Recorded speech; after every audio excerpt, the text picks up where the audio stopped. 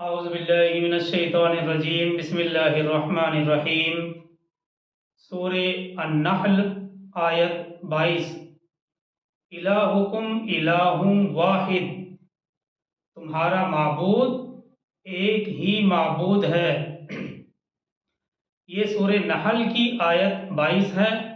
इलाहुकुम इलाहुम वाहिद, तुम्हारा माबूद एक ही माबूद है। आगे इसी आयत में है फल्लज़ीन ला युमिनून बिल आखिरति कुलूबुहुम मुनकिरतुन व हुम मुस्तकबिरून। तो वो लोग जो आखिरत पर यकीन नहीं रखते उनके दिल मुनकिर हैं और वो तकब्बुर करते हैं।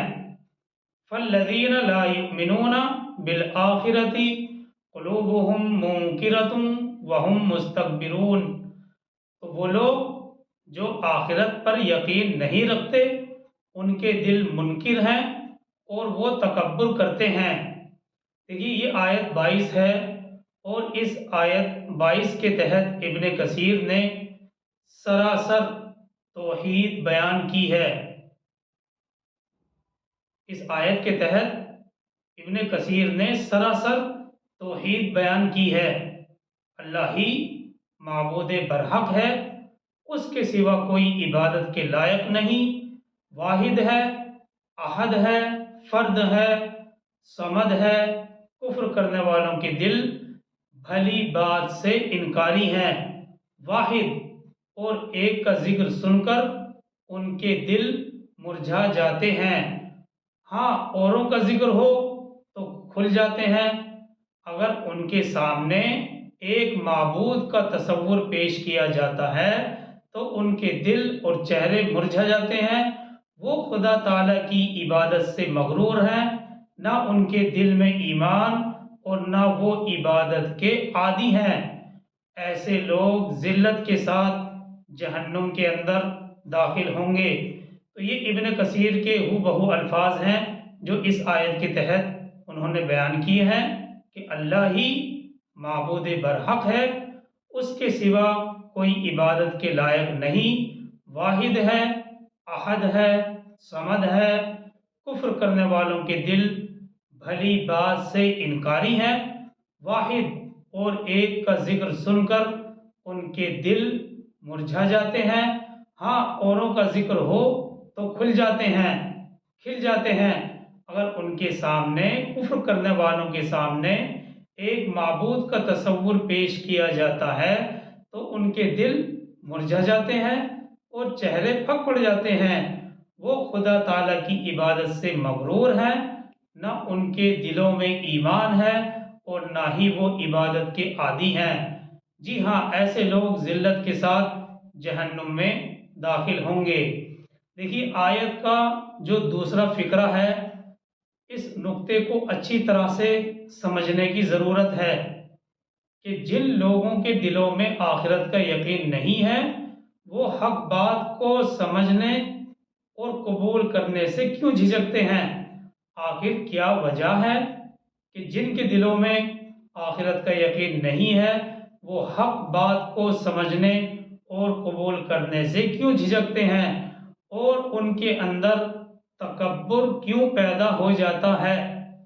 इस सिलसिले में कुरान का बयान ये है कि फितरत सलीमा का मालिक, जिस इंसान के अंदर फितरत सलीमा है, अच्छी समझ है, उसके अंदर अच्छाई और बुराई की तमीज़ होती है, उसका दिल इस बात को कबूल करने का आदी होता है कि अच्छाई का बदला अच्छा मिलना चाहिए और बुराई का, क्योंकि गेहूं से गेहूं और जौ से जौ पैदा होता है। जिस इंसान के अंदर फितरत सलीमा है, और ये कुरान का बयान है, कुरान का फलसफा है कि जो शख्स फितरत सलीमा का मालिक है उसके अंदर अच्छाई और बुराई की तमीज़ होती है। उसका दिल इस बात को कबूल करने का आदी होता है कि अच्छाई का बदला अच्छा मिलना चाहिए और बुराई का, क्योंकि गेहूं से गेहूं और जौ से जौ पैदा होता है। ये शरीयत इस्लाम और कुरान का फलसफा है। अब देखिए, हम गौर करते हैं तो मालूम होता है कि यही फ़लसफ़ा और बयान मंतिकी तौर पर, ये तो कुरान और शरीयत का फ़लसफ़ा था, बयान था, लेकिन यही बयान मंतिकी तौर पर हमें ईमान बिल आखिरत की बुनियाद भी फराहम करता है। अगर हम अकली तौर पर गौर व फिक्र करते हैं तो बिल आखिर यही फ़लसफ़ा और यही बयान मंतिकी तौर पर ईमान बिल आखिरत की बुनियाद फराहम करता है। यानी यही फ़लसफ़ा आखिरत पर ईमान लाने की हमें मालूमात देता है। लेकिन देखिए, दुनिया में जब कभी नेकी की जज़ा और बुराई की सज़ा मिलती हुई नज़र नहीं आती। दुनिया में जब हम अपनी आंखों से देखते हैं कि नेकी की जज़ा और बुराई की सज़ा नहीं मिल रही है, दुनिया के अंदर नेकी की जज़ा और बुराई की सज़ा मिलती हुई नज़र नहीं आती, तो एक शऊर रखने वाला इंसान ज़रूर ये सोचता है कि आमाल और उसके नताइज के एतबार से दुनियावी ज़िंदगी अधूरी है और इस दुनिया में इंसाफ की फराहमी, जैसा कि इंसाफ का हक है, ये मुमकिन ही नहीं है। जब हम दुनिया के अंदर देखते हैं कि नेकी की जज़ा और बुराई की सज़ा मिलती हुई नज़र नहीं आ रही, तो एक शऊर रखने वाला इंसान ये ज़रूर सोचता है कि आमाल और उसके नताइज के एतबार से दुनिया की ज़िंदगी अधूरी है और इस दुनिया में इंसाफ की फराहमी, जैसा कि इंसाफ का हक है, मुमकिन ही नहीं है। अब देखिए, इस बात को हम एक मिसाल से भी समझ सकते हैं। मिसाल के तौर पर एक 70 साला बूढ़ा आदमी है। एक 70 साला आदमी एक नौजवान को कत्ल कर दे तो इस दुनिया का कानून इसको क्या सज़ा देगा? ये सवालिया तौर पर है और बाद में हम ही इसका जवाब देंगे कि एक 70 साला इंसाफ 70 साला आदमी एक नौजवान को कत्ल कर दे तो इस दुनिया का कानून इसको क्या सज़ा देगा?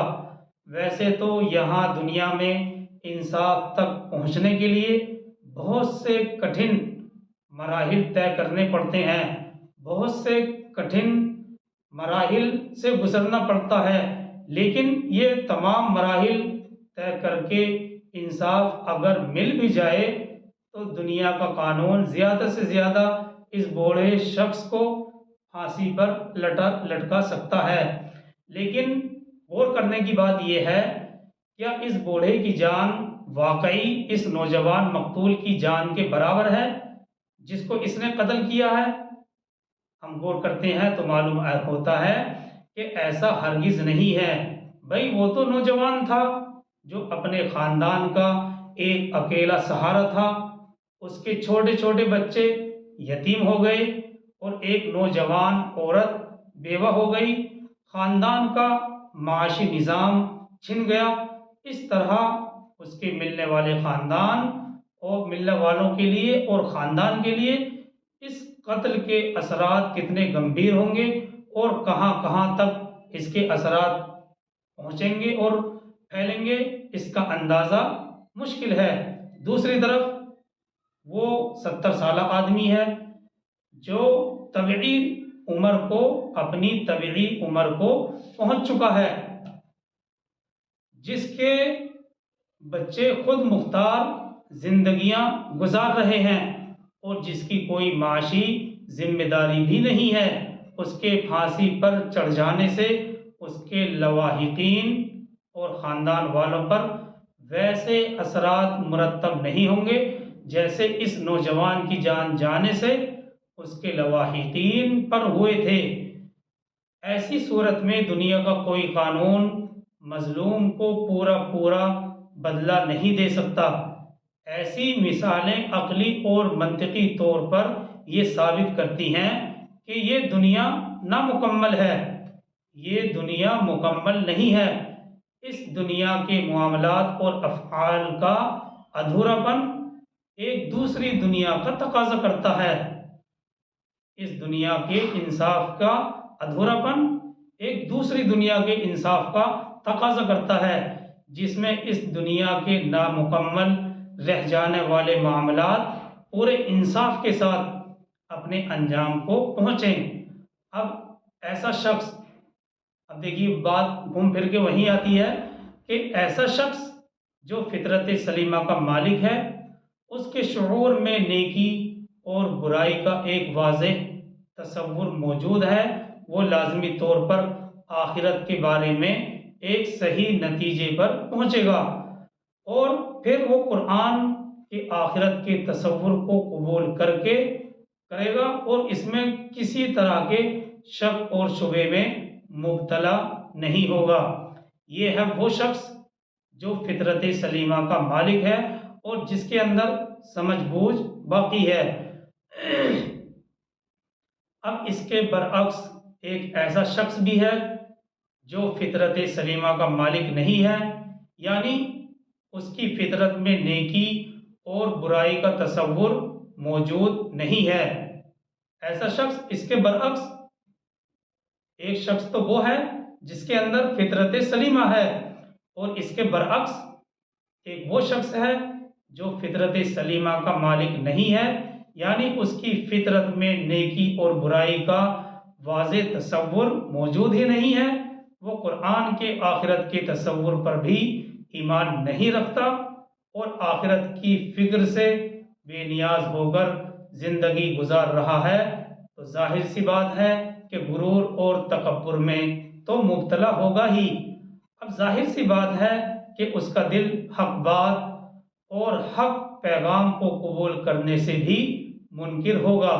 अब ये ऐसा शख्स है, यानी जिस शख्स के अंदर फितरत सलीमा मौजूद नहीं है, जो फितरत सलीमा का मालिक नहीं है, ये ऐसा शख्स है जिसके सामने हिकमत से भरा हुआ दर्स और वाज और नसीहत से भरी हुई तकरीर, ये सब की सब बेअसर और बेतासीर साबित होती हैं।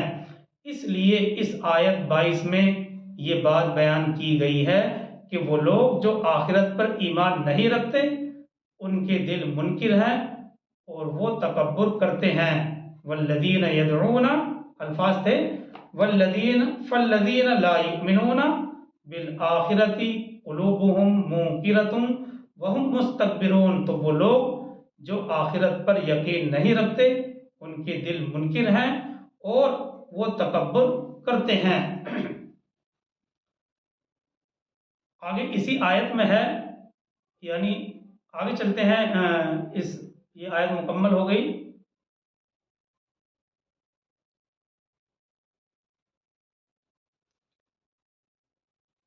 आयत नंबर 23 की तरफ, ला जरमा अन्नल्लाह यअलमु मा युसिर्रूना व मा युअलिनून, कोई शक नहीं कि अल्लाह खूब जानता है जो कुछ वो जाहिर करते हैं और जो कुछ वो छुपा रहे हैं। वल्लाहु यअलमु मा तुसिर्रूना व मा तुअलिनून, कोई शक नहीं कि अल्लाह खूब जानता है जो कुछ वो जाहिर कर रहे हैं और जो कुछ वो छुपाते हैं। इन्नहु ला युहिब्बुल मुस्तकबिरीन, यकीनन वो, यानी अल्लाह सुब्हानहु व तआला, यकीनन वो तकब्बुर करने वालों को पसंद नहीं करता। इब्ने कसीर में है, यकीनन खुदा ताला अल्लाह सुब्हानहु व तआला पर छुपे और खुले का इल्म रखता है। अल्लाह सुब्हानहु व तआला हर छुपे और खुले का आलिम है, हर अमल पर जजा और सजा देगा। वो मगरूर यानी घमन करने वालों से बेजार है। ये इब्ने कसीर के अल्फाज हैं जो इस आयत के तहत नकल किए गए हैं। यकीनन खुदा ताला हर छुपे और खुले का आलिम है, हर अमल पर जजा और सजा देगा। वो मगरूर यानी घमन करने वालों को पसंद नहीं करता। आगे चलते हैं आयत 24 की तरफ। व इज़ा क़ील लहुम माज़ा अंज़ल रब्बुकुम, और जब उनसे पूछा जाता है कि तुम्हारे रब ने क्या नाजिल किया है, मादा अंज़ला रब्बुकुम, और जब उनसे पूछा जाता है कि तुम्हारे रब ने क्या नाजिल किया है। देखिए यहाँ इस आयत यानी 24 आयत नंबर से गुफ्तगू दूसरी तरफ फिर रही है, और गुफ्तगू का जो रुख है वो दूसरी तरफ है। मतलब यह है कि नबी सल्लल्लाहु अलैहि वसल्लम की दावत, जब दावत के मुकाबले में जो शरारतें कुफ़ार मक्का की तरफ से हो रही थीं, जो हीले और बहाने ईमान ना लाने की वो कर रहे थे, उनका यहाँ बयान है और इस सिलसिले में वाज़ेह नसीहत की गई है।